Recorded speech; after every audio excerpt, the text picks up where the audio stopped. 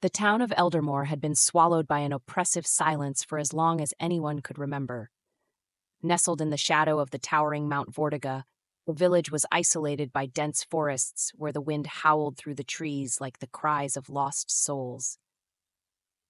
People spoke little of their town's past, for it was a history soaked in darkness, one that threatened to break free with every passing year. It wasn't just the isolation that made Eldermore a place of whispers and dark rumors. It was the old St. Nicholas Manor, perched high on the hill above the town, its dark silhouette a permanent fixture in the skyline. No one dared approach it after nightfall.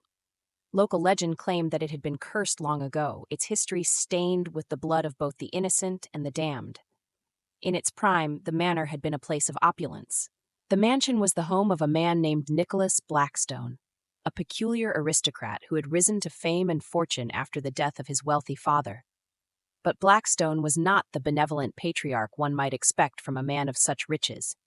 He was a man of unspeakable obsessions, consumed with the search for immortality.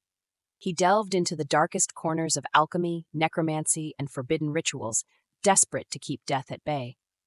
It wasn't until one winter's night, when a blizzard tore through the town, that Blackstone succeeded in his twisted quest. On that fateful evening, an unnatural storm raged, and a ritual unlike any the world had seen was completed. The snow fell in torrents, suffocating the ground beneath its icy grip, while the winds screamed like tortured souls. In the heart of that storm, Blackstone summoned the spirits of the damned to bind their essence into himself, transforming him into something monstrous. What he failed to realize, however, was that the spirits had no intention of being enslaved. The magic he had invoked spiraled out of control, corrupting him in ways he could never have imagined. The ritual did grant him a twisted form of immortality, but at a terrible cost. Blackstone was no longer just a man. He had become something far worse, a vessel for the spirits of the dead, his body a patchwork of rotting flesh and supernatural power. By morning, Blackstone had vanished. The once grand mansion had fallen into ruin, its windows shattered, its doors locked, and its halls now echoing with the screams of the restless dead. It was then that the legend of Santa Claus was born. For in the aftermath of the ritual, the village found its Christmas celebrations growing eerily silent. Each year, as December descended upon Eldermore, the streets grew colder and darker. The children, once excited for the arrival of St. Nicholas, no longer dared speak his name. The whispers of the town's elders grew louder with each passing Christmas, claiming that the true St. Nicholas had never been a jolly old man, but a dark figure who roamed the land, bringing death in his wake. And so the legend took root. As the years went by, it morphed into a horror story told by the firesides of frightened families. "Beware the man in the red coat," they would say. "He brings no joy, only sorrow." But one particular winter, a new figure arrived in Eldermore, a man whose presence was felt even before he appeared. Claus Blackstone, a man of imposing stature and a face hardened by a lifetime of battle, rode into town on the back of a massive black steed. His coat was crimson, trimmed with fur as dark as the night sky. His eyes, sharp and piercing, held the weight of secrets and violence. He was a man who had seen the horrors of the world and survived them. And yet, the eyes of the villagers filled with something much darker when they saw him. They feared him. They whispered that he was the last descendant of Nicholas Blackstone. Few would speak to him, but the rumors were inevitable. They said Blackstone had come to end the reign of terror that had gripped the town. Others whispered that he was searching for something, for the ancient secrets hidden within St. Nicholas Manor. Whatever the reason for his arrival, Blackstone was not a man who sought shelter in the warmth of hearths or the comfort of idle chatter. He was a man who had learned to live in the shadows, to embrace them, and in that darkness he would find his answers. And so it was that, on the night before Christmas Eve, Blackstone rode alone up the winding road that led to St. Nicholas Manor. The snowstorm had begun to pick up once more, swirling around him in a dance of icy fury. As he approached the gates, the air grew colder, as if the very land itself were recoiling from his presence. The towering iron gates of the manor were open, and beyond them the mansion stood like a looming specter, its broken windows staring out into the storm. Inside the manor, the air was thick with an unnatural chill, the darkness pressing in from every side.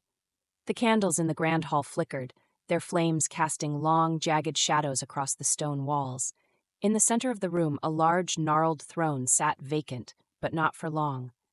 From the shadows emerged a figure, a tall man in a red coat, his face obscured by a long, white beard.